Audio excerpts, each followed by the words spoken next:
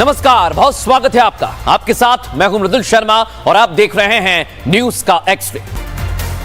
और आज की सबसे पहली खबर दर्शकों, योगी आदित्यनाथ ने कहा है काशी और अयोध्या में तो सब कुछ ठीक हो गया है सर्जरी के बाद, लेकिन अब सर्जरी की बारी है मथुरा की। और मथुरा का जिक्र जैसे ही आया दर्शकों, तो पूरे देश भर में इस बयान की चर्चा हो रही है और इसी पर आपको एक्स-रे रिपोर्ट दिखाऊंगा, क्योंकि आज से ठीक एक हफ्ते बाद अगले शुक्रवार को होली का त्योहार मनाया जाएगा। और ब्रिज में होली का उत्सव 40 दिनों तक होता है, अभी से मनाया जाने लगा है। देखिए जरा, मथुरा, वृंदावन, बरसाने में होली के उत्सव का शुभारंभ हो चुका है।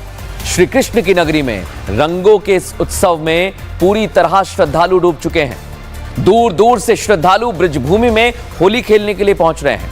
और इसी मौके पर सीएम योगी आदित्यनाथ अब से कुछ घंटे पहले बरसाने पहुंचे थे, जहां उन्होंने राधा रानी के दर्शन तो किए ही, साथ ही 5 दिनों तक चलने वाले होली कार्यक्रम का शुभारंभ किया। देखिए, फूलों वाली होली खेल रहे हैं योगी आदित्यनाथ ब्रिज भूमि पर। मथुरा को लेकर इसके साथ साथ एक प्रण लिया है योगी आदित्यनाथ ने, एक सौगंध खाई है कि अयोध्या और काशी के बाद अब मथुरा की बारी है।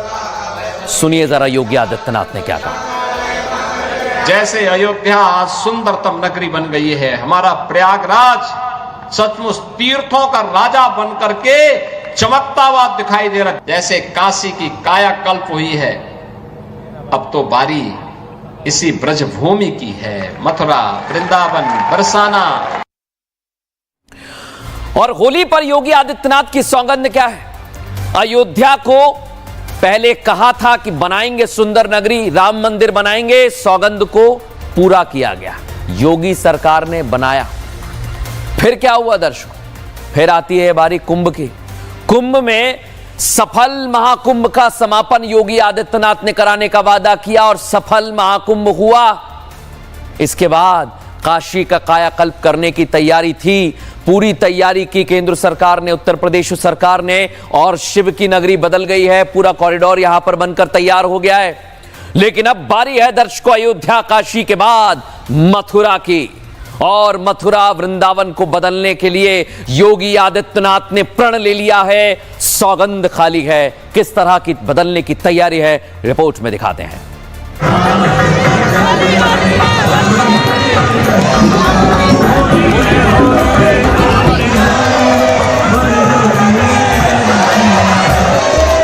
प्रयागराज में हुआ महाकुंभ का पर्व संपन्न हो चुका है और सीएम योगी आदित्यनाथ का अगला मिशन श्री कृष्ण जन्मभूमि है।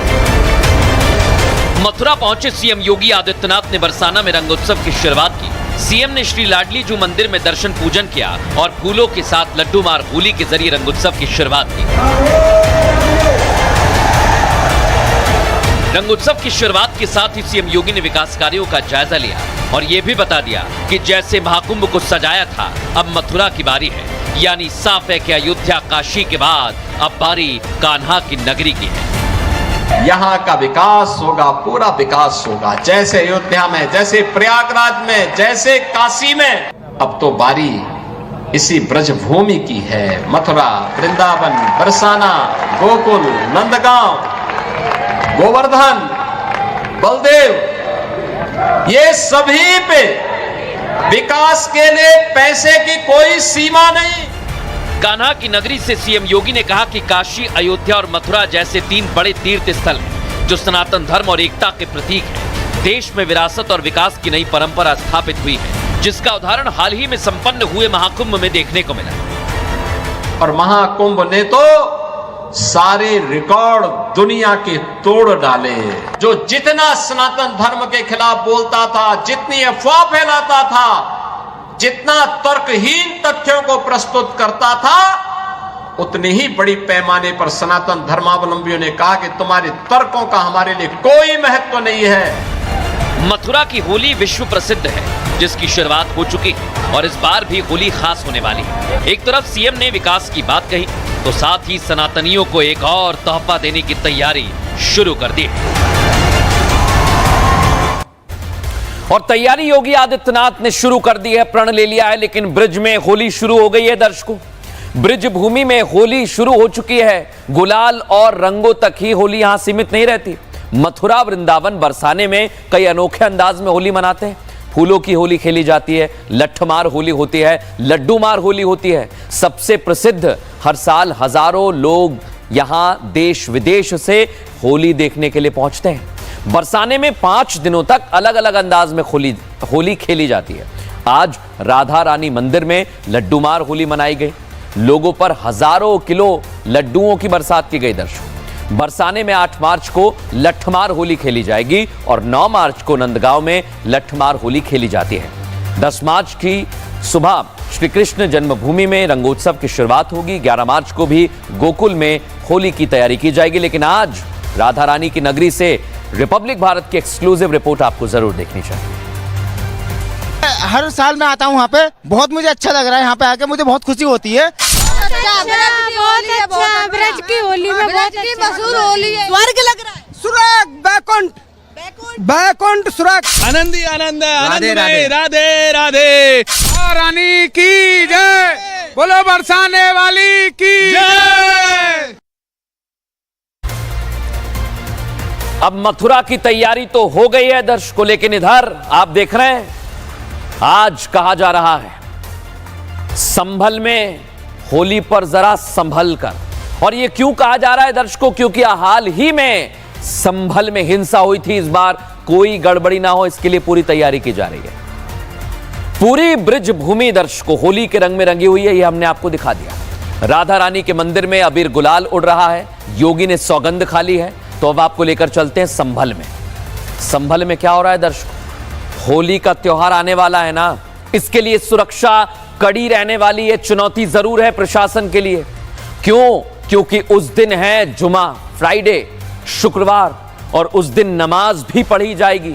शुक्रवार के दिन होली का त्योहार पड़ रहा है। ऐसे में जिस जगह से सनातन का नामो निशान मिट चुका था, हिंदू पलायन कर चुके थे, लंबे समय से सनातनी त्योहार नहीं मना पा रहे थे दर्शकों, वहां पर एक बार फिर होली के रंग हवा में उड़ेंगे। होली पर फिर से प्यार का रंग वहां वातावरण में घुलेगा। लेकिन इस बीच संभल में किसी तरह का माहौल ना बिगड़े, इसके लिए योगी प्रशासन पहले से ही तैयार है। संभल की सुरक्षा टाइट करने की पूरी तैयारी कर ली है। देख लीजिए जरा, योगी आदित्यनाथ ने कह दिया चप्पे चप्पे पर पुलिस वाले तैनात रहेंगे दर्शक। और मैं आपको बता रहा हूं कि संभल में होली की तैयारी कैसे की जा रही है। हिंसा वाले क्षेत्र में सुरक्षा के कड़े इंतजाम किए गए हैं। होली से पहले ही शाही जामा मस्जिद के बाहर भारी सुरक्षा बंदोबस्त किया गया है। जुमे की नमाज शांतिपूर्ण तरीके से कराने के लिए 3 लेयर में सुरक्षा रहेगी। इसके अलावा पीएससी की टीम रहेगी। और आपको बता दूं, प्रशासनिक अफसरों के साथ साथ मजिस्ट्रेट अलर्ट मोड पर रहेंगे।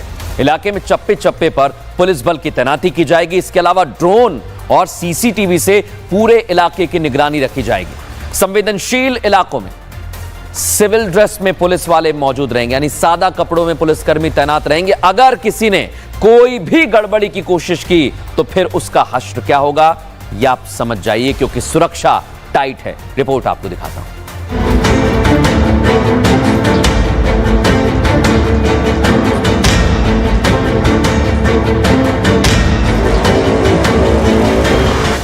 रंगों का त्योहार होली और रमजान का दूसरा जुमा साथ साथ पड़ रहा है। ऐसे में संभल की फिजा को नफरतियों से बचाने के लिए जिले के पुलिस प्रशासन ने पहले ही कमर कस ली है। सुरक्षा ऐसी कि माहौल बिगाड़ना तो दूर तक कोई सोच भी नहीं सकता। और इसकी बानगी आज रमजान के पहले जुमे पर साफ दिखाई दी। संभल का विवादित ढांचा जहां भारी संख्या में पुलिस बल तैनात दिखाई दिया, और कुछ ऐसी ही तस्वीर अगले शुक्रवार को भी दिखाई देगी। इतना ही नहीं, विवादित ढांचे के सामने बन रही सत्यव्रत चौकी का निर्माण भी तेजी से चल रहा है। उम्मीद की जा रही है कि होली से पहले इसे पूरा कर लिया जाएगा। इसी चौकी को जिला कंट्रोल रूम बनाया जाएगा, जो पूरे जिले का एपिसेंटर होगा, और यहीं से पूरे जिले पर नजर रखी जाएगी। इसका जायजा लेने खुद संभल के एसपी पहुंचे। विवादित इमारत शाही जामा मस्जिद के सामने बन रही सत्यव्रत चौकी का निरीक्षण करने खुद जो कप्तान साहब है वो यहाँ पर पहुंचे हैं। और आप देख रहे हैं कि इस पूरी चौकी का निर्माण कार्य बहुत तेजी से किया जा रहा है। किस तरीके से निर्माण कार्य किया जा रहा है, क्योंकि इसी महीने के अंत में ये चौकी फंक्शनल करनी है, शुरू करनी है। और यही कारण है कि आज जो एसपी संभल है खुद यहाँ पर पहुंचे हैं। सत्यव्रत चौकी में पीए सिस्टम भी लगेगा, जिससे आसपास के इलाकों में स्पीकर के जरिए पुलिस अपना संदेश दे सकेगी। और होली पर संभल का माहौल अलग होगा, क्योंकि कमान योगी सरकार त्रिदेवों के कंधों पर है। यहाँ जो बन रही विभिन्न चौकियाँ हैं उनका भी मुआयना वो किया जा रहा है। जैसा कि आप देख सकते हैं सत्यव्रत चौकी के ऊपर है, ये एंटीना भी लगाया गया है। यहाँ पे डिस्ट्रिक्ट का जो कंट्रोल रूम है उसको यहाँ सेटअप किया जाएगा, ताकि पूरे डिस्ट्रिक्ट का ये एक एपिसेंटर है किसी प्रकार के लॉ एंड ऑर्डर होने की स्थिति में। ये सबसे हाइट पे भी लोकेटेड है, इसी वजह से इसको डिस्ट्रिक्ट कंट्रोल रूम के रूप में भी डेवलप किया जाएगा। संभल में होली भी मनेगी और नमाज भी अता की जाएगी, और जो माहौल बिगाड़ने की कोशिश करेगा उसका इलाज भी होगा, क्योंकि संभल के सीओ साफ कर चुके हैं कि साल में जुमा 52 बार आता है, लेकिन होली एक बार आती है। और संभल में सुरक्षा की तैयारियां तो पूरी कर ली गई हैं, दर्शकों हमने आपको दिखाया। तो इधर संभल के सीओ अनुज चौधरी हैं, जो सीएम योगी की पुलिस फोर्स में दबंग के नाम से मशहूर हैं। ये है अनुज चौधरी। वो साफ कह चुके हैं दर्शकों कि संभल में शांति बिगाड़ने वालों को बर्दाश्त नहीं किया जाएगा। इसलिए वो कह भी रहे हैं कि जिसे होली से दिक्कत है वो भाई घर में रहे और फिर वहां पर नमाज पढ़े, उसे बाहर आने की जरूरत नहीं है। सुनिए जरा सीओ अनुज चौधरी क्या कह रहे हैं। 52 बार आता है, होली साल में एक बार आती है। तो मुस्लिम समुदाय के लोगों को यदि किसी को लगता है भाई आपको होली के रंग से आपका धर्म भ्रष्ट हो जाएगा या जो भी है, तो वो उस दिन ना निकले, घर से ना निकले। और यदि निकले तो उसका इतना बड़ा दिल होना चाहिए, वो दिल होना चाहिए कि भाई सब एक जैसे हैं, रंग तो रंग है। उस दिन होली का दिन है। सबसे बड़ी बात, वो जिसको लगता है कि रंग का वो बुरा मानेगा, तो उस दिन किसी भी हालत में अपने घर से ना निकले। लापरवाही किसी भी पक्ष की बर्दाश्त नहीं करेंगे, और यदि कोई शांति व्यवस्था भंग करेगा तो उस पर सख्त कार्रवाई होगी। और जुमे पर क्या कहा ये तो आपने सुन लिया सीओ अनुज चौधरी ने, लेकिन इसके बाद वो सियासतदान के निशाने पर आ गए। ये दिख रहे हैं ना आपको, राम गोपाल यादव, समाजवादी पार्टी के वरिष्ठ नेता हैं। इन्होंने क्या कहा, सीओ अनुज चौधरी ने दंगा कराया था। सोचिए जरा आप, समाजवादी पार्टी के सांसद जियाउर रहमान बर्क भी मैदान में आ गए। उन्होंने कहा कि मुसलमानों को धमकाया जा रहा है। बताइए जरा आप। मोहिबुल्ला नदवी, ये भी समाजवादी पार्टी से, ये कह रहे हैं कि ये सीओ अनुज चौधरी की छोटी मानसिकता को दर्शाता है, क्योंकि उन्होंने कहा है कि होली एक बार ही आती है।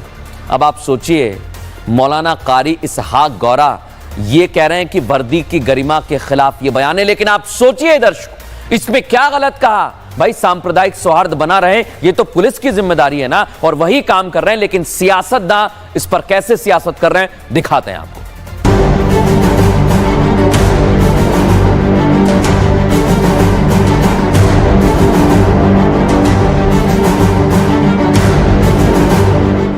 संभल सीओ अनुज चौधरी ने होली पर मुसलमानों से घर में रहने को लेकर बयान क्या दिया, उस बयान को लेकर सियासी हंगामा शुरू हो गया। कुछ लोग इसके विरोध में झंडा उठाकर चलने लगे, तो कुछ लोग इस बयान के समर्थन में खड़े दिखाई दिए। आप लोग इस बात को सुनते हैं कि 52 जुम्मे आते हैं और एक होली आती है, तो इसमें कोई दो मत थोड़ी ना है, और इसमें इतनी बड़ी हाइप क्रिएट करने की जरूरत क्या है।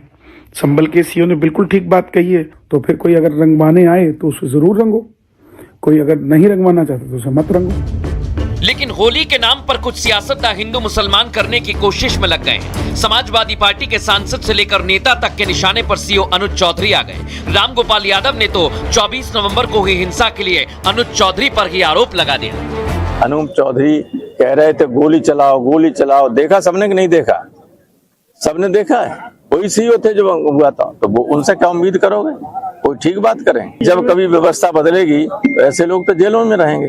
खराब लोग जो कि कोई कंपटीशन पास करके नहीं आए, बल्कि उनको किसी वजह से शामिल कर लिया, रेसलर्स थे क्या, खेल कूद की वजह से उनको पुलिस अफसर की ड्यूटी दे दी गई, जूनियर अफसर की। उन्होंने पहले भी जो है संभल में 5 लोगों की जाने गई, उसमें भी उनका रवैया गैर जिम्मेदाराना रहा। ये गैर ज़रूरी बयान है।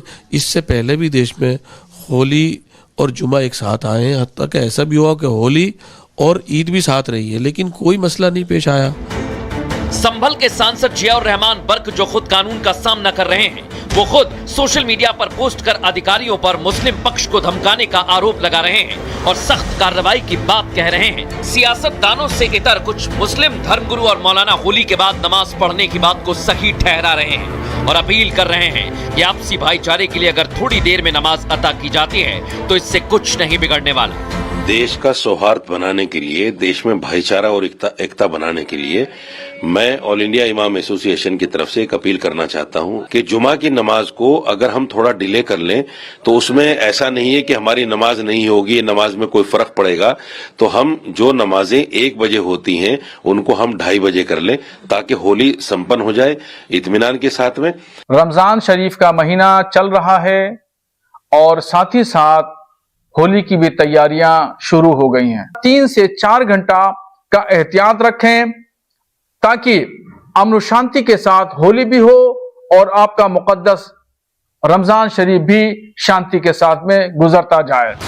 होली के त्योहार पर नफरती रंग डालकर कुछ लोग अपनी सियासत चमकाने की कोशिश में लग गए हैं, लेकिन योगी प्रशासन का संदेश साफ है। रंग से दिक्कत है तो घर में बैठें और बाहर निकलो तो रंग डलने पर बुरा न मानो क्योंकि होली है। होली के दिन नमाज का वक्त बदलने और मुसलमानों को घर में रहने के लिए अपील की सीओ अनुज चौधरी ने।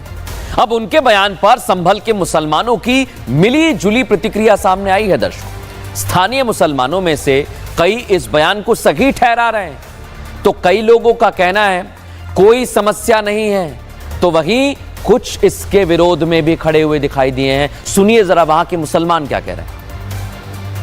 सीओ साहब का भी कहना सही है, अगर जिसे रंग से परहेज है वो जामा मस्जिद ना आकर अपने जो घर के पास मस्जिद हैं उसमें नमाज अदा करें। तो होली से दिक्कत नहीं है, हम नमाज पढ़ने के लिए आएंगे, होली से दिक्कत क्यों होगी हमें? नहीं, कोई समस्या नहीं है होली से। किसी को भी तकलीफ नहीं है, वो तो होती है हर बार, इस बार भी होगी। कोई हमारे मुल्ला जी अब ऐसे बदलाव करना चाहें तो कर सकते हैं। कुछ नहीं, अब से 4 साल पहले भी हुई थी नहीं होली और जुम्मा साथ में हुई थी नहीं, तो क्या दिक्कत थी? कुछ नहीं, अब भी साथ में होगी, दिक्कत नहीं है। हमारे हिंदू भाई होली खेलेंगे, हम नमाज पढ़ेंगे, गले मिलेंगे, कोई दिक्कत नहीं है। इधर आज संभल के विवादित ढांचे में नमाजियों ने नमाज भी अता की। दर्शकों, अब वहीं हिंदू संगठन एक बार फिर मैदान में आ गए, उन्होंने मोर्चा खोल दिया। हिंदू संगठनों का कहना है कि इलाहाबाद हाईकोर्ट ने इसे विवादित इमारत कहा है, मस्जिद नहीं कहा, और अगर विवादित जगह नमाज हो सकती है तो भाई पूजा में क्या दिक्कत है? पूजा भी होनी चाहिए। और इसी मांग को लेकर एसडीएम ऑफिस के बाहर आज हिंदू संगठन के लोग पहुंच गए। एसडीएम दफ्तर के बाहर ही उन्हें रोक लिया गया, जिसके बाद वहीं दफ्तर के बाहर देखिए क्या हो रहा है, हवन करने लगे। ये तस्वीर आपको दिखा रहा हूं, ये आज ही की है। हिंदू संगठन शुरू से विवादित ढांचा कहता है कि भाई ये हरिहर मंदिर है और इसे मस्जिद में तामील करा दिया गया और इसी पर विवाद चल रहा है और मांग कर रहे हैं कि उन्हें पूजा का अधिकार मिलना चाहिए। सुनिए जरा हमारे सहयोगी जतिन की रिपोर्ट। पूजा अर्चना करने में जिन सामग्री का इस्तेमाल किया जाता था वो सामग्री लेके हिंदू महासभा के लोग संभल पहुंचे हैं, लेकिन इस डेलीगेशन को रोक लिया गया संभल की जो एसडीएम है उनके दफ्तर में। ये तस्वीरें आप एसडीएम दफ्तर की देख रहे हैं, यहीं पर ही डेलीगेशन को रोका गया और ये बोला गया कि कोर्ट में मामला जो है वो चल रहा है, इस लिहाज से वो विवादित इमारत जिसे शाही जामा मस्जिद या हरिहर मंदिर भी बोला जाता है वहां पर नहीं जाने देंगे। देखा दर्शकों आपने, हिंदू विवादित ढांचे में पूजा की मांग करने लगे हैं तो उधर संभल से कुछ ही दूरी पर चंदौसी है ना, चंदौसी में नगर पालिका की 6 बीघा जमीन पर अवैध तरह से कब्जा कर लिया गया दर्शकों। और कब्जा तो कब्जा, उस सरकारी जमीन पर मस्जिद और 3 दर्जन से ज्यादा मकान बनाने तक का दावा किया जा रहा है। आप सोचिए, संभल में अलग तरह की कोशिश और चंदौसी में क्या कर रहे हैं। अवैध कब्जे की जैसे ही शिकायत मिली, शिकायत के बाद प्रशासन ने मौके पर जाकर जमीन की नफ्ती कराई। देखे तो भाई सच्चाई क्या है। अब जानकारी जुटाई जा रही है क्या पहले नगरपालिका ने इस जमीन को किसी को आवंटित किया है, और अगर नहीं किया होगा तो फिर ये जो मस्जिद दिख रही है ना, इस पर एक्शन भी होगा दर्शकों। लेकिन आपको एक अहम बात बताने वाला हूं आज, संभल में ये एक और अवैध मस्जिद कैसे आ गई। चंदौसी में नगरपालिका की जमीन पर कब्जे का खुलासा हो गया। मुस्लिम समुदाय 6 बीघा जमीन पर अवैध कब्जा करके बैठा है। 35 बीघे की जमीन में से 6 बीघा जमीन पर अतिक्रमण कर अवैध मस्जिद बनाई गई है, ये कहा जा रहा है। और 45 से ज्यादा मकान बनाने का भी दावा है। प्रशासन की टीम ने जमीन की पैमाइश कराई है और रिकॉर्ड में मस्जिद और मकान नहीं मिले हैं। नगर पालिका के पास मामला रेफर कर दिया गया है। अब आवंटन से जुड़े हुए मामले की जानकारी के लिए इसे रेफर किया गया है। अगर आवंटन नहीं मिला तो फिर बेदखली की कार्रवाई की जाएगी। तहसीलदार वहां के क्या कह रहे हैं वो भी आपको सुनवा देगा कि ये गाटा संख्या 341 है जो इनकी अपनी भूमि है और उस भूमि पर कुछ लोगों ने अवैध अतिक्रमण कर रखा है। उसी क्रम में आज ये पैमाइश कराई जा रही है। ये लगभग 397 एकड़ का मामला है जिस पर मस्जिद भी बनी हुई है और तमाम अवैध कब्जेदारों के मकान भी बने हुए हैं। क्योंकि हमारे रिकॉर्ड में इनका नाम नहीं है, यह नगर पालिका परिषद के नाम की भूमि है जिस पर इनके मकान बने हुए हैं। दर्शकों, अब आपको एक ऐसी खबर दिखाने वाला हूं कि आप हैरान रह जाएंगे। खबर आई है उत्तर प्रदेश से ही, फर्रुखाबाद से, और ऐसी खबर आई कि हमें लगा कि आपको बताना चाहिए। आपको बताता हूं दर्शकों आज हुआ क्या। आज नमाज पढ़ी आपने तो 1 करोड़ का जुर्माना लगेगा। सोचिए जरा, 1 करोड़ का जुर्माना। और मैं आपको बता रहा हूं फर्रुखाबाद में ऐसा ही हुआ है। रमजान का महीना चल रहा है तो दूसरी तरफ बच्चों के बोर्ड एग्जाम भी चल रहे हैं। लेकिन फर्रुखाबाद में म्युनिसिपल इंटर कॉलेज के अंदर एक ही मस्जिद बनी हुई है और जिला प्रशासन ने मुसलमानों के नमाज पढ़ने पर रोक लगा दी है। रोक के पीछे की वजह है परीक्षा के दौरान नमाज से होने वाली छात्रों को परेशानी। जिलाधिकारी का साफ कहना है कि परीक्षा में अगर कोई भी दिक्कत आई तो 1 करोड़ का जुर्माना लगाया जाएगा। कितने का? 1 करोड़ का। आप देखिए जरा इस तस्वीर को, फुल फ्रेम दिखाइए इसे। ये कॉलेज है और यहां पर मस्जिद बना दी। दर्शकों आप सोचिए जरा, ये कॉलेज है और कॉलेज के अंदर ये मस्जिद है। अब इससे दिक्कत हो रही है, इसलिए प्रशासन ने कह दिया कि अगर नमाज पढ़ी तो भाई 1 करोड़ देना होंगे। 1 करोड़, वो भी जुर्माने के तौर पर। अब मैं आपको बताता हूं दर्शकों कि यह जुर्माना लगाया क्यों। फर्रुखाबाद में मस्जिद में नमाज पढ़ने पर रोक लगा दी गई है। क्यों लगाई गई है? क्योंकि मस्जिद स्कूल के अंदर बनी हुई है। म्युनिसिपल इंटर कॉलेज बोर्ड परीक्षा केंद्र है और परीक्षा खत्म नहीं होती तब तक नमाज पढ़ने पर रोक है, यानी चंद दिनों की बात है।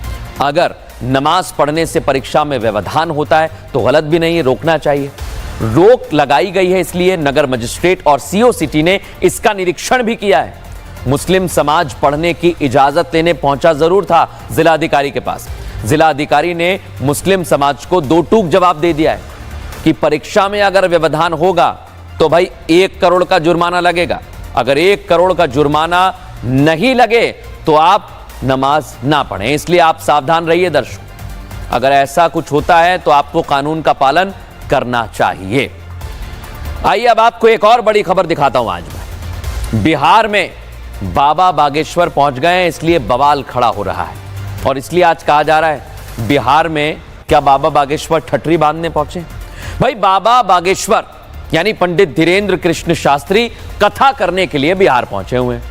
गोपालगंज में बागेश्वर सरकार धीरेन्द्र कृष्ण शास्त्री की 5 दिवसीय हनुमंत कथा चल रही है और यहां पर पंडित धीरेन्द्र कृष्ण शास्त्री को सुनने के लिए कई लोग पहुंचे हुए हैं और उन्होंने यहां से हिंदुत्व की अलख जगाई। बाबा बागेश्वर ने भारत को हिंदू राष्ट्र बनाने की अपील एक बार फिर से कर दी है दर्शकों। लेकिन आप सोचिए, भारत को हिंदू राष्ट्र बनाने का संकल्प कई बार वो ले चुके हैं और इस बार क्या हुआ? बाबा बागेश्वर ने कह दिया है भारत को हिंदू राष्ट्र बनाना है, अखंड और हिंदू राष्ट्र बनाना ही उनका संकल्प है। हिंदुओं को एकजुट करने के लिए वो देश भर में जाते हैं, धर्मांतरण के खिलाफ वो लड़ाई लड़ते हैं, सनातनियों को जगाने के लिए ही वो इस मंच पर आते हैं। सुनिए जरा बाबा बागेश्वर क्या कह रहे हैं। हिंदू राष्ट्र की आवाज कहीं से अगर उठेगी तो सबसे ज्यादा बिहार से ही पहले उठेगी। ये हमारा भरोसा है, निजी कॉन्फिडेंस। आपसे विवाद क्या है जो आप हमें रोकते हो, आप हमें गाली देते हो? हम करते क्या? क्या हम किसी पार्टी के लिए आते या हम वोट मांगते? हम तो हिंदुओं को एकजुट करने आते। तब हमारे तन में प्राण है, हम हिंदुओं के पक्ष में बोलेंगे, हिंदुओं को एक करके ही छोड़ेंगे। दर्शकों, बाबा बागेश्वर का ये तीसरा बिहार का दौरा है और हर बार की तरह इस बार भी उनके विचारों का विरोध करने वालों की फौज बिहार में खड़ी हो गई है। बताइए, लेकिन इस बार भी विरोध की चिंगारी चुनावी तड़का लगा रही है। दर्शकों, क्यों बोल रहा हूं? क्योंकि बिहार में इसी साल चुनाव होने वाले हैं। सभी दलों ने इसे लेकर अपनी जोर आजमाइश भी शुरू कर दी है, लेकिन विरोधी ऐसे में बाबा बागेश्वर की हिंदुत्व वाली अपील को राजनीति से जोड़ रहे हैं। जबकि बाबा बागेश्वर बार बार ये मान चुके हैं, मना कर चुके हैं कि भाई उनका राजनीति से कोई लेना देना नहीं है। फिर भी विरोध करने वाले सियासत से बाज नहीं आते। रामचरितमानस की चौपाई पर सवाल उठाने वाले पूर्व मंत्री चंद्रशेखर, इनका हमने एक्सरे किया था। अब बाबा बागेश्वर को वो क्या कह रहे हैं, जरा सुनिए। ये देखिए, पाखंडवाद परोसने वाले लोग हैं, नफरती संप्रदायी लोग हैं। इनको भगवान जी ने अयोध्या में हरा करके जबरदस्त संदेश दिया है देशवासियों को, दुनियावासियों को। ये धर्म के नाम पर धंधा करने वाले लोग हैं। ये भगवान को बेचने वाले लोग हैं। इससे परहेज करो। सोचिए, ये हैं बिहार के पूर्व मंत्री, बड़ी बड़ी बातें करते हैं, लेकिन सनातन विरोध में कई बार इनकी जबान फिसल जाती है। लेकिन इस बार बाबा ने तय कर लिया कि ठठरी बांधेंगे। रिपोर्ट आपको दिखाते हैं।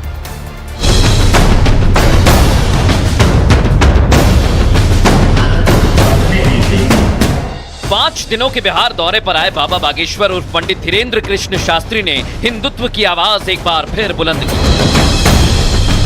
बाबा बागेश्वर बिहार पहुंचे ही थे कि सनातन विरोधियों को लगने लगा कि अगर हिंदू एकजुट हुआ तो खतरे की घंटी बज जाएगी। बस फिर क्या था, वही हुआ जो हर बार होता है, बाबा बागेश्वर का विरोध।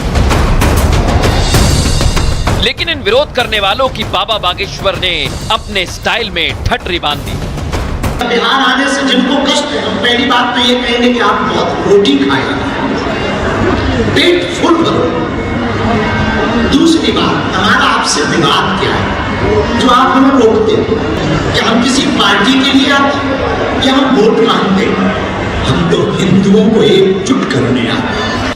हिंदू राष्ट्र की मांग और हिंदुत्व का झंडा लेकर चलने वाले बाबा बागेश्वर ने लाउड एंड क्लियर कह दिया है कि जो छेड़ेगा उसे वो छोड़ेंगे नहीं, क्योंकि वो किसी पार्टी के प्रचार के लिए नहीं आए, बल्कि अपने पागलों से मिलने आए हैं। और ये देश रघुवर का है, किसी बाबर का नहीं। अब भारत को हम बंटने नहीं देंगे, अब हम हिंदुओं को घटने नहीं देंगे। तो जिनको भी हमारे बिहार आने से बुरा लगा हो और जिन्होंने भी जो भी कहा हो, हम हमेशा बोलते हैं छेड़ोगे तो हम छोड़ेंगे नहीं। हम कथा करने आए, अपने पागलों से मिलने आए, 5 दिन यही मिलेंगे, 5 दिन खूब झूम झूम के गीत गाएंगे। बाबा बागेश्वर जब भी बिहार आते हैं, विरोध करने वालों की टोली तैयार हो जाती है। ऐसी टोलियों को बीजेपी नेताओं ने मानसिक बीमारी से पीड़ित बताया है। अगर कुछ लोगों को लगता है कि सनातन के प्रचार में भाजपा का प्रचार है, तो वो खुद भी उनके उस सनातन में रंग के अपना प्रचार बना सकते हैं। सनातन धर्म को जो विरोध करते हैं या उनके जो धीरेन्द्र शास्त्री जी के प्रवचन से जिसको परेशानी है, उसका अपना दिमाग का प्रॉब्लम है। हिंदू राष्ट्र की आवाज बिहार से बाबा उठाए हैं, हम लोग उसका समर्थन करते हैं। राष्ट्रीय जनता दल क्या करेंगे? वो जो तुष्टीकरण की नीति करते हैं वो जग जाहिर है। मुस्लिमों को वोट प्राप्त करने के लिए किसी कुकर्म तक राजद जा सकती है। बिहार में कुछ महीने बाद चुनाव होने वाले हैं और बाबा बागेश्वर के बिहार में कथा करने से सनातन विरोधियों को अपने वोट बैंक का डर सताने लगा है, इसलिए विरोध के स्वर तेज हो गए हैं। अब खबरों में आगे बढ़ेंगे। एक आपको महत्वपूर्ण खबर बता दूं, मुजफ्फरनगर से मिल रही है। नाबालिग 2 बच्चों को तालिबाना सजा दी गई है। दर्शकों, तालिबानी सजा देख रहे हैं आप, पेड़ से बांधा इनको और इनकी जबरदस्त पिटाई की गई। बताइए जरा, इन लोगों को क्या सजा मिलनी चाहिए जो लोग इस तरह बच्चों की पिटाई कर रहे हैं? और सिर्फ चोरी के शक में इन बच्चों को पीटा गया है। आप सोचिए, बच्चों की पिटाई का वीडियो सोशल मीडिया पर शेयर किया जा रहा है। पुलिस इस वीडियो के आधार पर दोनों को मेडिकल पर भेज चुकी है और दबंगों पर कानूनी कार्रवाई के लिए तैयारी की जा रही है। बहरहाल दर्शकों, अब खबरों में फिलहाल इतना ही। न्यूज का एक्स्ट्रा में फिलहाल इतना ही। एक छोटा सा ब्रेक ले रहे हैं, जल्द हाजिर होंगे।